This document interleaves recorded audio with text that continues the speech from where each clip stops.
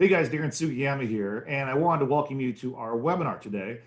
Most of you probably know me as one of the managing partners of Landsmark Capital, the most sophisticated and mathematically sound premium financing intermediaries in the life insurance industry. For years, I've had so many agents tell me that they love our proprietary software capabilities of being able to backtest and stress test our designs, where we show historical S&P performance and how floors and caps and multipliers can affect the index returns during times of volatility. And they'd always ask me, is there any way to model these types of things for non-premium finance cases? And for years, the answer was no, until now. So my business partners and I got together and we built a platform specifically for non-premium finance cases. And as a result of that, we started a brand new company called Breadbox Solutions. So on this webinar, I'm going to take you through what our capabilities are and how you can benefit as an agent from a tool like the one that we'll discuss today. So as most of you guys are aware of, our industry has gone through some major changes within the last few months here. Not only has AG 489A completely changed what life insurance carrier illustrations look like, we've also had a change in the tax code, IRS tax code section 7702. And so with all these constant changes within our industry, we thought it was really important to be able to serve our life insurance community and our agent friends and give them tools that help them better educate and better explain to their clients how these changes affect outcomes long term. So when we started Breadbox, we said, how can we create a report that the agent could use in conjunction with a carrier illustration for the purposes of, again, teaching and educating clients how these design parameters actually work in real world situations. What am I talking about? Well, things like how the crediting methods work, how the charges work, and very specifically in terms of an IUL construction, how things like floors and caps actually work, how multipliers actually work, as well as how participating policy loans actually work. And again, with the regulatory agencies putting major restrictions on what we can show a client and what a carrier can actually illustrate, we said, okay, how could we best educate a client how these types of things work? Again, floors, caps, multipliers, participating loans, et cetera, et cetera. So we wanted to create a report that would model these types of design parameters. And again, for the primary purpose of educating the client. The problem is if you don't have a tool and something in the client file to prove that you actually had these discussions with the client and that you actually taught and educated the client how these design parameters actually work in good, bad, and ugly situations, you could have some liability on your hands. And so as advisors, we want to make sure that we are educating our clients and making sure we have a paper trail that shows that we actually did educate our clients in terms of how products like IULs work. To be very clear, our Breadbox report is not a carrier illustration. Obviously, only a carrier can illustrate a life insurance policy, right? So again, being very clear, we are not producing life insurance policy illustrations. What we are doing is creating reports that help advisors educate their clients, again, how these design parameters work. So if you can believe that, that was me about 30 years ago. I was living in Hawaii at the time. I was an elementary school teacher for a little bit, and then I was a high school teacher. That's me in that red circle right there. Man, I looked so young back then. But because of my educational background, I have a master's degree in multicultural education. I really want to approach this from an educator standpoint. The goal, again, is to educate our clients how these design parameters work and to really give them an additional level of understanding of what they would actually be buying. Now, from a compliance standpoint, again, we have some very specific language we have to use when we're showing our clients these reports. The report basically generates a hypothetical synthetic asset. Again, it is not a life insurance policy, it is not an IUL, it is none of those things. It is a hypothetical, fictitious, made up synthetic asset or synthetic investment that just so happens to have certain design parameters that are similar to some of the design parameters that exist in real world products like IULs. So from a compliance standpoint, again, I want to clarify something. What we've created with this hypothetical synthetic asset is a proxy for an IUL, not an actual IUL. What that means when we say it's a proxy for an IUL, we thought we would use this as an analogy. I think this is a really great analogy. Let's say, for example, you wanted to study the sun and the behaviors of the sun. Let's say you wanted to study the electromagnetic field around the sun. Let's say you wanted to study the solar wind that exists around the sun. It'd be pretty difficult to get in a rocket ship and travel to the sun and land on the sun, take a little scoop of the sun, put it in the Ziploc bag, and travel back to Earth and study it. It'd be impossible to do that. What would be possible is to create a proxy for the sun in a laboratory. In other words, to create some sort of really hot plasma substance that had similar properties to the sun. And it's kind of ironic because as we came up with that analogy, we did a little research and found out that a lab did exactly this at the University of Wisconsin-Madison. They actually built what they call the big red ball. And it's essentially a laboratory proxy for the sun. And that is how they are studying the solar wind that exists around the sun, as well as the electromagnetic fields, et cetera, et cetera. So again, what they've done in the lab, they've created a proxy for the sun, or a lab created solar plasma that is very similar to the sun, behaves similar to the sun. They study that, and then that gives them insights about the sun's behavior. What we've done is we said, because we cannot model an IUL, because that would be non-compliant based off regulations, we've created a proxy for that IUL, which is this hypothetical synthetic asset. We study this hypothetical synthetic asset, and then the findings by studying that hypothetical synthetic asset creates what we call our Breadbox report. The Breadbox report is a third-party independent report that delivers some insights about how an IUL design behaves under a very different set of circumstances. Again, good, bad, and ugly. When the market's up, when the market's down, with index volatility, et cetera, et cetera. So that is how we position this product. Its roots are in education. So I'll read this little disclaimer here. So this is a hypothetical synthetic asset modeled using actual historical returns of the S&P 500, whose charges, fees, and crediting methods have similar characteristics as an IUL. This document is not intended to model any specific investment fund, index fund, life insurance policy, annuity policy, or financial instrument or product.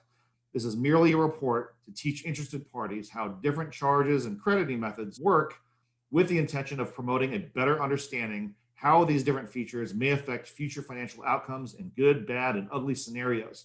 This document is for educational purposes only. Okay, so let's get into our webinar here. Again, if you've watched any of our previous webinars, we always wanted to back test and stress test designs to see, again, how these types of platforms would hold up with volatility and poor sequences of returns, things like that. So we've gone through this massive software upgrade where we go back about 50 years or so, back to January 1st, 1970. And we say, okay, if someone was to start out on January 1st, 1970, and then we would track the S&P performance forward throughout a 40-year period, that would put an endpoint of December 31st, 2009. And those are all the historical S&P returns during that block of 40 years. The compounded annual growth rate on just the raw S&P 500 during that period of time was 6.43%. So that's where we start. So we said, you know what if someone started off in the same year in 1970, but they started 1 month later? Let's say they started on February 1st, 1970. Well, if we rolled forward 40 years from February 1st, 1970, that would put an end date of January 31st, 2010. And then we said, well, what if they started a month later on March 1st or April 1st or May 1st, et cetera, et cetera. So we literally built a model that ran every single 40-year period over the last 50 or so years here. And what it has created is 121 different 40-year periods with different sequences of returns, actual sequences of returns, historical sequences of returns. And after running all those 121 different 40-year periods, our system now tags the best 40-year period. In other words, the 40-year period that produced the best internal rate of return. And that includes the contributions, it includes the drawdowns, and obviously the account value over that period of time. So we tag the one that produced the best internal rate of return. We tag the one that produced the worst internal rate of return. And then we also tag the one right in the middle, the median IRR. And those are the main 40-year periods that we analyze. Okay. So then we say, okay, so let's now create the design parameters, the crediting methods, the charge methods when we backtest throughout those 121 different 40-year periods. So in the example we're going to look at now, we created a hypothetical synthetic asset with a 0% floor, a 10.5% cap. And for that 10.5% cap, there is an 80 basis point asset charge to get that 10.5% cap. So 0% floor, 10.5% cap. We used an assumption of a 5% participating loan rate. The actual real world product that we looked at actually had a 4.65% participating loan rate. So we're showing a higher participating loan rate than the actual real world product in this particular example that we're going to look at. We did not include any persistency bonus, even though the real world product that we looked at actually has a persistency bonus that starts in policy year 11. We also rounded up the charges to the nearest $100. And then last but not least, we included a multiplier bonus that also has a multiplier charge in the form of an asset-based charge. So these are the design parameters we're going to model today.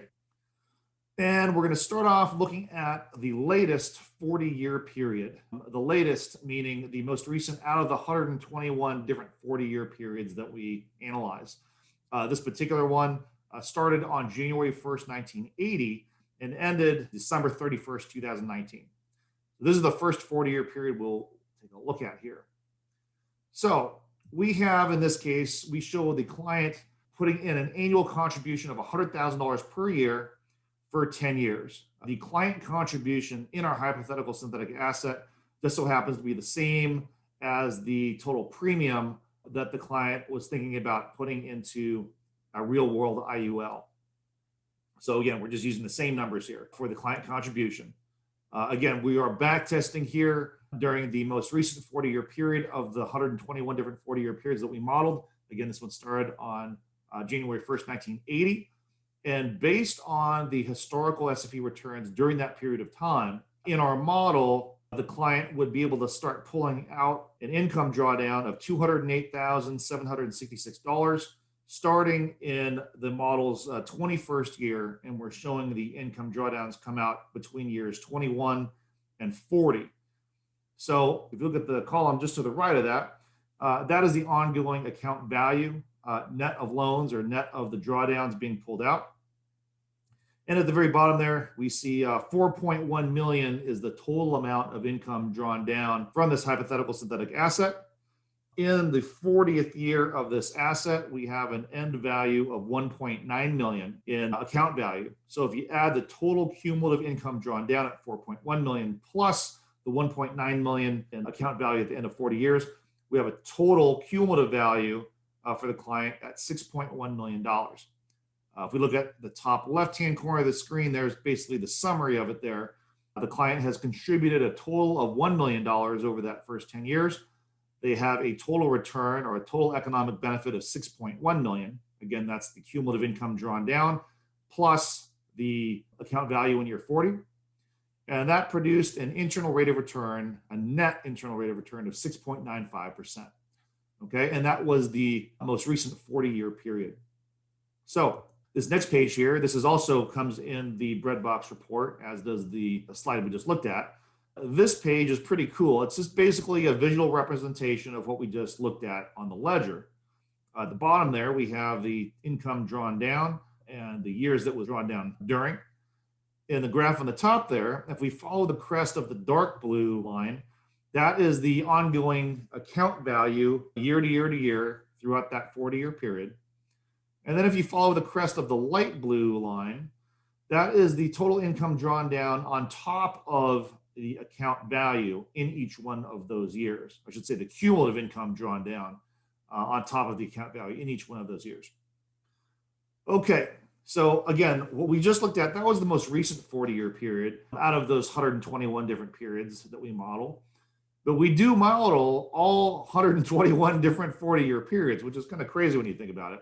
Our software basically dynamically ranks each one of those 121 different periods. What I mean by that is it ranks them based on which ones produce the best internal rate of return. And when I say dynamically, it ranks them based on the total amount of client contributions. Again, for example, in this one, it was $100,000 a year for 10 years. And then it takes into consideration the amount of income that's drawn down during what years. And then it ranks them based off of IRR. So it actually does calculate all 121 different 40-year periods. It's crazy. We did the calc on this. It runs about just over 1.2 million different calculations within a 20-second period. And then boom, punches out the Breadbox report. Very sophisticated. So let's take a look at the comparisons. Again, best 40-year period, worst 40-year period, and median, as well as the most recent 40-year period. So this graph is pretty cool here. If we look at the latest 40-year period, that is the thin solid blue line there. And that is, again, the total income drawn down plus the account value in each one of those years. If we compare the most recent 40-year period to the best 40-year period, as well as the median 40-year period, as well as the worst 40-year period in those 121 different runs. So, a client being able to see a range of outcomes based on volatility and based off of, better sequences of returns or worse sequences of returns, I think is really valuable. When we look at a depiction that is based on a static positive return every year, as would be shown in, say, a carrier illustration, for example, a static positive return, you and I both know that that's never going to happen. Having a participating loan rate that is conveniently 50 basis points less than the illustrated carrier index credit is also never going to happen. Right? So sometimes the participating loan rate is going to be greater than the index credit. For example, if you get a zero index credit in a given year because of the 0% floor, but you're paying 4 or 5% or 6% on a participating loan rate, that means that your cash value is actually taking a hit of 4, 5, or 6% of that amount in those years where you're getting zero index credit, not to mention the other policy charges. So it makes me cringe when I hear an advisor say, well, one of the best things about an IUL is you will never lose money because of the 0% floor. That's not true. You could lose money, meaning you can lose cash value in a year where you get a zero index credit because your cash value is being depleted based on the policy charges in a real world IUL. So it's statements like that that make me really nervous for the advisor, because that is a very mathematically incorrect statement. That is where the value of our Breadbox report comes in, because if you have this in the file, you're actually modeling, and I'll show you, we're going to model it on this webinar. You're actually able to model what happens with an account value when you're getting hit with charges during a year where you get a zero index credit, right? Again, in the Breadbox report, we're modeling the proxy for an IUL, again, the hypothetical synthetic asset. But even in a real world IUL, that cash value in a real world IUL is going to decrease if you get a zero index credit in a given year based on the policy charges. Again, not a lot of people talk about that, but very important. Okay, back to the slide here. As we see that highlighted yellow at the very bottom there, it's really important that I be very explicitly clear about our worst 40. The worst 40-year period is the 40-year period that produced the worst internal rate of return out of those 121 different 40-year periods that we analyzed. Now, the disclaimer at the bottom there says the worst 40 had the worst IRR of the 121 different 40-year periods analyzed, as I just said. However, it goes on and says, in a real-world scenario, it is possible that a 40-year period could be even worse than this, in which case the results would be even worse than depicted in this quote-unquote worst 40 scenario. Okay, so though this was the worst 40-year period of 121 different 40-year periods, it's possible that a 40-year period in the future could be even worse than this. So again, that's kind of a disclaimer. I want to be real clear about that. As you're seeing here, we are paying a lot of attention to the detail and the minutia of our verbiage. So from a compliance standpoint, again, very important that we are messaging this correctly. And it's very important that you message this correctly to your client as well. Okay, and in the box that just popped up there, in the best 40, median 40, and worst 40, those were the actual net internal rate of returns in each one of those 40-year periods. What's really encouraging to me when I look at this is that the worst 40-year period out of 121 different 40-year periods still resulted in a net IRR of 5.76%. That was the worst 40-year period of 121 different periods. I think that's pretty darn good. Going back to the client educational piece of this, again, the spirit in which we're approaching this is based and rooted in education.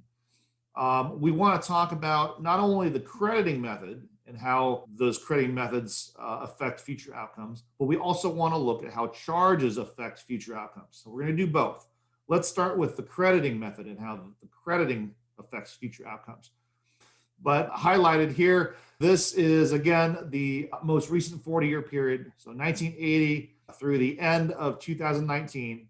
And right next to those calendar years, those are the actual S&P returns in each one of those years. And so when you're trying to teach a client how floors and caps work, this is a great page to do it on. This is actually in the Breadbox report that you would receive.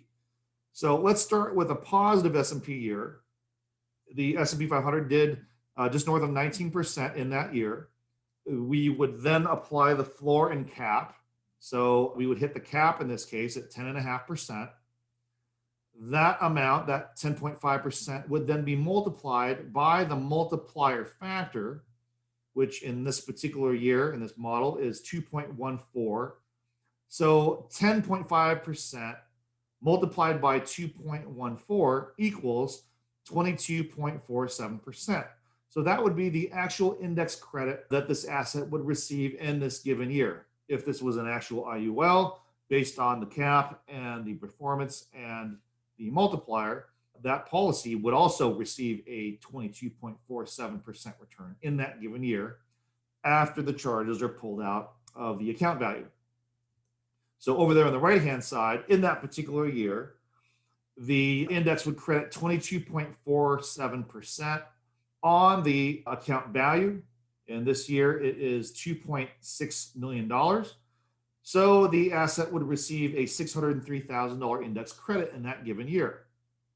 Okay, but let's look at a year where we did not have a positive return. Let's look at this year here. That's all our favorite year, right? 2008. Index credited negative 38%. We would apply the floor and the cap. So obviously it would hit the floor there at 0%. We would then take that 0% multiplied by the multiplier factor, which is 1.46. But in that year, a 0% index credit multiplied by 1.46 is still 0%. So you're getting zero index credit in that year after the charges have actually been pulled out.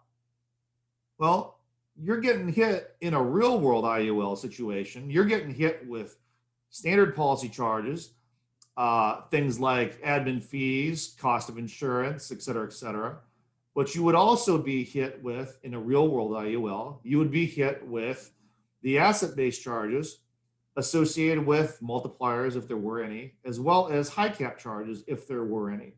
So we're going to study that, the charge element, in, again, our hypothetical synthetic asset here. So let's look at charges, both asset-based and fixed charges. And because we want to be able to teach the client how these multiplier charges and buy-up cap charges actually work. So this page here is also in our Breadbox report. And so we isolate, in this case, three different categories of charges. The first one are, we call it fixed charges in our hypothetical synthetic asset. These are essentially equivalent of the charges as illustrated in carrier illustration. And then we take those values, those numbers, and we round them up to the nearest $100. And then we convert that into a percentage of assets, in this case, in the 40-year look back, the most recent 40-year look back. So it's pretty interesting. If you go down the bottom right-hand corner of that green box there, you see the actual, again, we call them fixed charges in our hypothetical synthetic asset. But those charges are like sub 15 basis points, in some of those years, sub 10 basis points. And what we're looking at here in the Breadbox report, we're taking a charge, rounding it up to the nearest $100, and taking that as a percentage of the asset value based on that 40-year look back, again, with the floors and the caps and the volatility and all that. Okay, next green column here to the right, those are the buy-up cap charges. As we said earlier in the webinar, in this model, we are assuming an 80 basis point asset-based charge to move the cap up to 10.5%. And then the far right-hand green columns there, those are the multiplier charges in this particular model.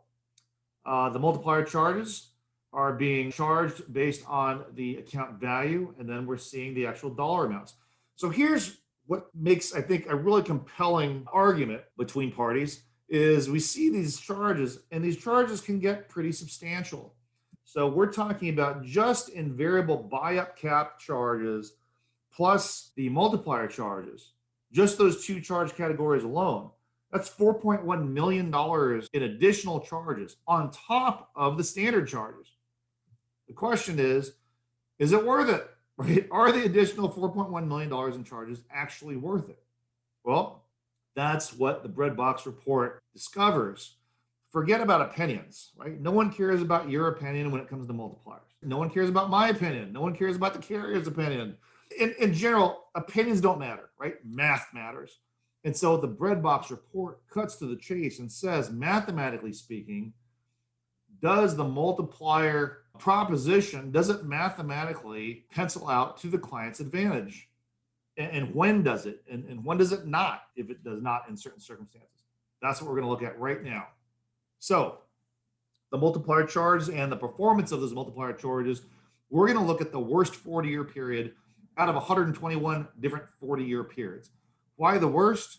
Well, that's really where the rubber meets the road, right? We want to look at poor index returns during a period of time where you're getting hit with those same high multiplier charges.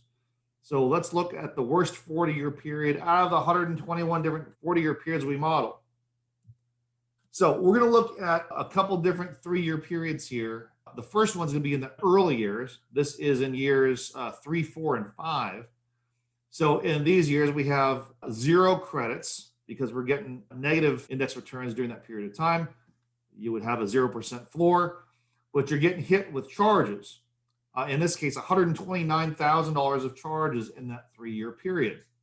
If we look at the next year, and we look at those 4 years combined, we are showing a total index credit of $85,000, but we're showing a total charges of $174,000. And you say, wow, you're going negative. Well, in any non-finance policy and in most finance policies, you're going to see some greater charges than credits in the early stages of a real-world product like an IUL policy. In this hypothetical synthetic asset we're looking at here, the model shows something very similar. If we go down towards the later years, however, here's another sequence of returns of getting 0 index credits. So here in a 3-year period, we have 0 index credits in that 3-year period and $377,000 worth of charges in that 3-year period. But if we go 1 year further, now in that next year, we've got $634,000 of credits. And if we add up all the charges in that 4-year period, we have $497,000 worth of charges. So in that 4-year period, wherein 3 of the 4 years showed 0 index credits, the credits still outweigh the charges. And that's with the multiplier and all that. And to give you some frame of reference here, in this 40-year period, the first 10 years, 5 of those 10 years showed 0 index credits. And of the 40 years, 12 of the 40 years showed 0 index credits. So this is very adverse 40-year period of time. But then the question is, okay, Darren, what does this look like over time, right? Let's add them all up and see how this thing pencils out. What was the net result over the worst 40-year period of the 121 different 40-year periods we analyzed? Let's take a look. So let's take a look again, worst 40-year period of the 121 different periods. What's cool about our Breadbox report on this page is we actually can isolate the multiplier asset-based charges, and we can also isolate the multiplier bonus credits, right? Not including the standard floor and cap credits. This is the extra gravy you get on top based on the multiplier bonus.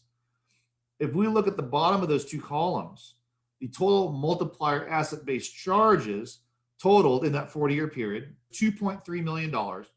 Total multiplier bonus credits, $3.3 million. So you're talking about $1 million positive margin between the multiplier charges and the multiplier credits during the worst 40-year period of the 121 different periods we analyzed. That's pretty darn encouraging. So for the folks that say, oh, I don't believe in multipliers, well, there's different carriers out there with different multiplier charges, different multiplier credits, different multiplier schedules, et cetera. The value of the Breadbox report is we can model, again, in a proxy, in a hypothetical synthetic asset, using the same multiplier charges and credits to see during the worst period, and all of those 121 different periods, quite frankly, we can see whether or not that multiplier charge and multiplier credit proposition mathematically makes sense or not in all of those different scenarios. So really powerful.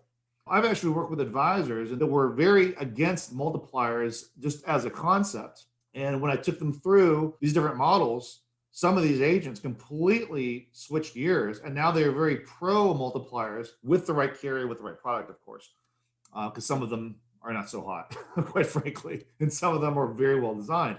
Some of these agents completely changed their perspective on multipliers when they see the actual math with all the volatility.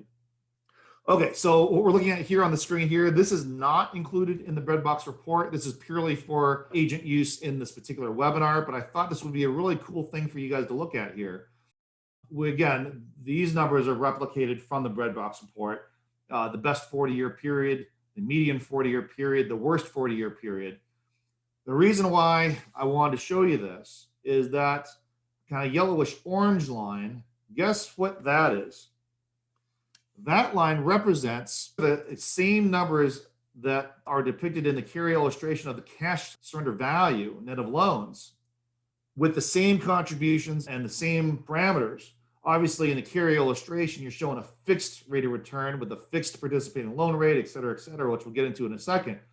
But I wanted you just to see those top three lines in our proxy, right? In our hypothetical synthetic asset. Those are the account values. And just to see how those stack up to the numbers in the carrier illustration as they showed the cash value. Why is this so important? Let me show you. Okay, the income that was drawn down in the best, median, and worst 40 was $208,000 a year. And we started in year 21 and went through year 40. In the worst 40, you see the little asterisk there. You can refer down to the little explanation at the bottom of the screen, left-hand corner.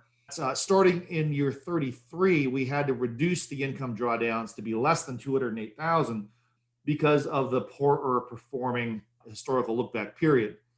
So the total income drawdown was $3.3 million in the worst 40-year period, just as a side note. Okay, in the carrier illustration that we ran at 5.18%, the maximum income we could draw down in the carrier illustration was $152,000. Now look at the difference there. Huge difference. In the carrier illustration, we could not illustrate a multiplier bonus, so there's no multiplier charge in that either. And again, that was run at a static 5.18%. Okay, total return. The total return is the total cumulative income drawn down plus the ending account value in the 40th year. In the best 40-year period, it was 11.9 million. The median 40 was 7.5 million. The worst 40 was 3.8 million. If we look in the carrier illustration that we ran, and we look at the total income drawn down plus the cash surrender value net of loans in the 40th year, that number is 3.3 million. Interesting, right? Pretty big disparity there. The IRR in the best 40 was 8.52%. The median 40 was 7.43%. The worst was 5.76%. In the carrier illustration, again, we did an IRR, a net IRR calculation based off of the premium going in and the income drawn down and the cash surrender value at the end of year 40. And that produced a 4.90% internal rate of return. Now, the other interesting thing we did is we said, okay, let's run the carrier illustration, but let's include the multiplier charge. Now, as some of you know, based on the new AG 49A restrictions, if you run a carrier illustration and show a multiplier, it is going to take into consideration the multiplier charge, but not take into consideration the multiplier credit. Now, in this particular carrier, it allows you to run the illustration at 6.10% if you're opting for their multiplier. And this one, we used a medium multiplier option. And in this case, you could draw down 143,000 in income, which was even less than the previous carrier illustration version of 152,000. The total return at the end of 40 years was now 3.2 million as opposed to 3.3 million.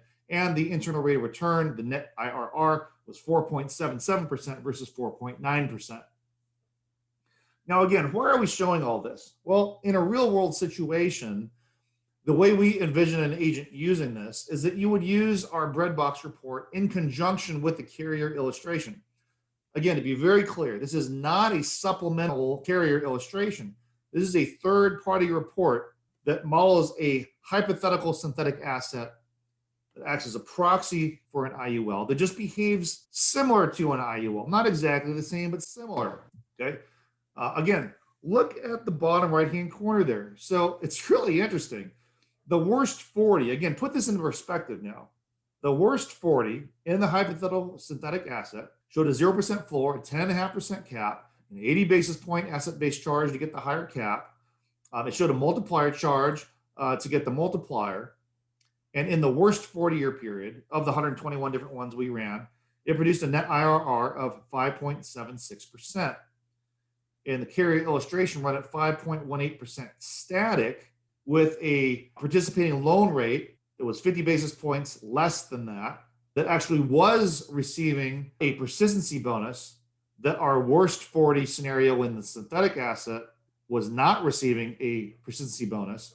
And based upon all of that, still produced a substantially greater IRR than both depictions in the carrier illustration. Again, why would you want to show a client this? To show them that in a real world situation, volatility is actually going to happen most likely. You do have a real floor and a real cap. You do have a real participating loan rate. We used a participating loan rate of 5% in our hypothetical synthetic asset here, when the actual participating loan rate in a like-kind real-world product was 4.65%. Still produced a darn good outcome. Again, this page right here is not included in our Breadbox report. This was just for the purposes of educating the agents in this webinar here. But again, I thought it was really compelling to take a look at just how things stack up with all this volatility and this synthetic asset compared to what is depicted in a carrier illustration. There are 3 simple steps to take. The first is you will run a carrier illustration. It's a very specific carrier illustration design. We'll also have you fill out a very simple spreadsheet with design parameters of what you're looking to model in terms of floors and caps and things like that. And then once you have those 2 documents, you will upload those through our Breadbox online portal. Very simple. Again, we're a subscription-based company. We charge monthly subscription fees based on how many different Breadbox reports you're going to run per month. You can buy up to bigger packages and get some price breaks there and some favorable pricing, et cetera, et cetera. But again, you go to breadboxsolutions.com and you can see a breakdown of all of the different subscription packages that we have. So I'm going to go ahead and sign off here. We appreciate you attending this webinar today. Again, I'm Darren Sugiyama. You can contact us again at breadboxsolutions.com. And we think we have something that is really great for the entire industry as well. And most importantly, really great for your clients so that they can deepen their understanding of how IULs work. And again, not only is it great for the client's own benefit, so they have a deeper understanding of what they're buying, but from an agent standpoint, from your standpoint, it's a great way to make sure that you have some really solid protection in terms of proof that you actually did walk your client through good, bad, and ugly scenarios. Again, I'm Darren Sugiyama. I'm going to go ahead and sign off now. Have a great day, guys. Glad you could attend this webinar, and we will talk to you guys soon. God bless you guys.